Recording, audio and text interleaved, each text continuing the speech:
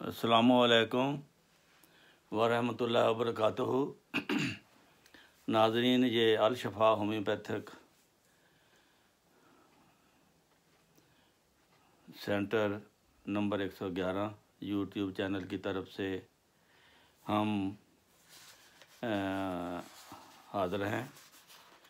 एक बीमारी के बारे में अमूमन ज़िक्र होता है, तो आज हम ज़िक्र करेंगे नफ़्ख़े शिकम, यानी पेट में रिया का होना, मैदा या पेट में रिया का होना,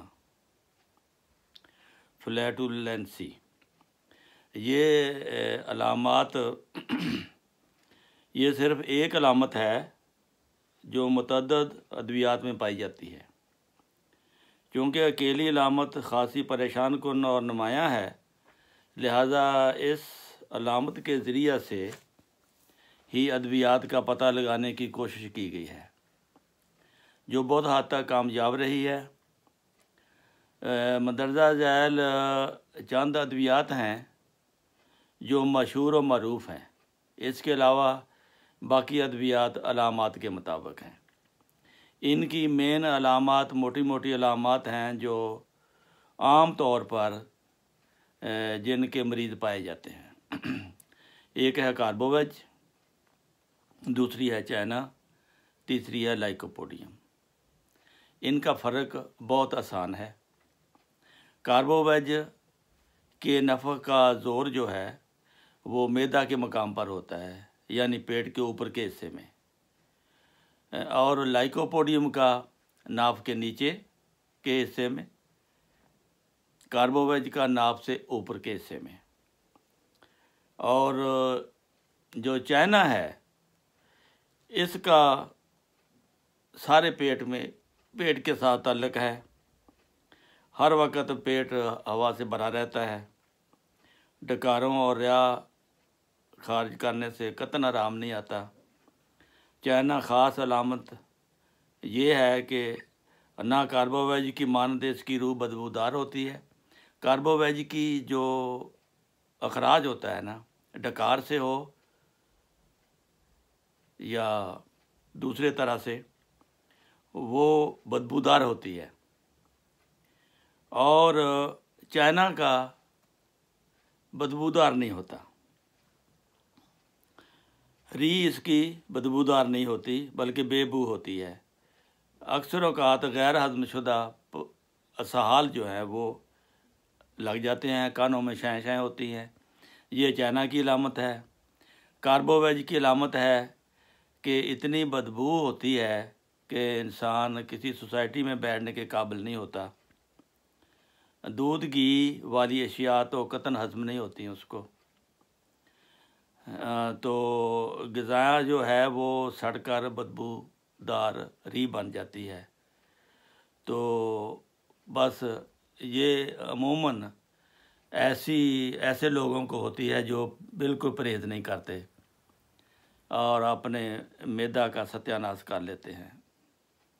तो इस तरह ये नतीजा निकला कि पेट के ऊपर, नाभ के ऊपर, सीने में जलन हो, दर्द हो या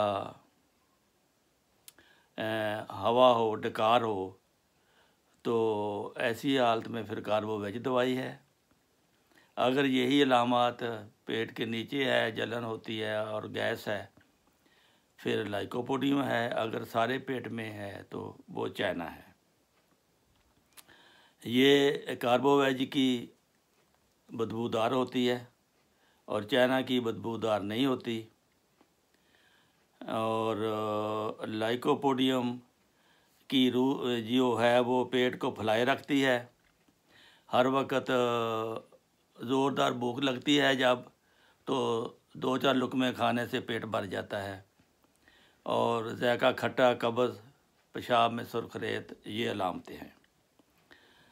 और इसके अलावा एक दवाई है अर्जेंटम नाइट्रिकम। ये दवा मरीज़ मीठी चीज़ों के खाने का दीवाना होता है। अर्जेंटम नाइट्रिकम में मिठाइयाँ खूब खाता है लेकिन उससे हमेशा नफक और मैदे की खराबी की शिकायत रहती है। डकार फंस जाता है। कोशिश के बाद हवा मुंह से बुलंद आवाज़ से निकलती है, गोया मरीज़ डकारता है। ये अर्जेंटम नाइट्रिकम की अलामत है। फिर रेफिनस है। ये मूली से बनी हुई दवाई है। जैसे मूली खाने से भी पेट में नफक पैदा हो जाता है। ख़ास अलामत इसकी हवा ना तो ऊपर को खारिज होती है ना नीचे को, बस इंसान डोल सा बना रहता है। ऐसी जब हालत हो, पेट में दर्द भी हो, तो रेफिनस इसकी दवाई है। फिर हिस्टेरिया के मरीज़ों में अक्सर अलामत जो पाई जाती हैं वो उसमें पहली अग्नेशिया है। ये पपीता की बनी हुई दवाई है। हर ग़िज़ा के बाद मैदा रिया से फूल जाता है और इसमें दर्द, रंजो गम के असरात, बद असरात होते हैं। ठंडी और लंबी इंसान सांसें लेता है, जिस तरह कहते हैं हौके भरता है। ऐसी हालत में फिर अग्नेशिया उसकी दवाई है। फिर एसाफटेडा हींग की बनी हुई दवाई है। इस तरह तमाम रिया अर्जेंटम नाइट्रिकम की मानद इसकी एसाफटेडा में अर्जेंटम नाइट्रिकम की मानद इसकी गैस होती है जो ऊपर को उठती है। अक्सर ग़िज़ा खाने के बाद मैदा में रिया उठकर गले में फंस जाती है, यानी बाव गोला की शक्ल में, जैसे हवा का गोला गले में फंसता है।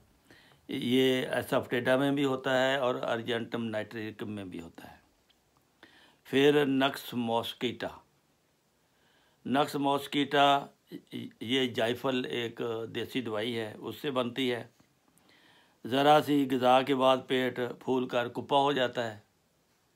मरीज़ हर वक्त गनूदगी में रहता है, सोते रहना पसंद करता है, मुंह खुश्क होता है, प्यास कोई नहीं होती। ये मुंह खुश्क और प्यास कोई नहीं होती ये पल्सटिला में पाई जाती है, लेकिन इसमें गनूदगी पाई जाती है। पल्सटिला में गनूदगी नहीं है। इसमें थोड़ा फ़र्क देखना पड़ेगा आपको। तो थोड़ी सी ग़िज़ा खाने से पेट फूल कर जैसे पेट फूल जाता है। तो इस तरह फिर एक दवाई है मास्कस। ये मुश्क से बनाई जाती है, यानी कस्तूरी से। बहुत ज़्यादा रिया जिनकी वजह से अक्सर मरीज़ बेहोश हो जाता है। ऐसी रिया जिससे मरीज़ बेहोश हो जाए, इसको हिस्टेरिया में भी बेहोशी होती है। इस तीन बातें याद रखें इसमें: हिस्टेरिया, रिया, बेहोश होना।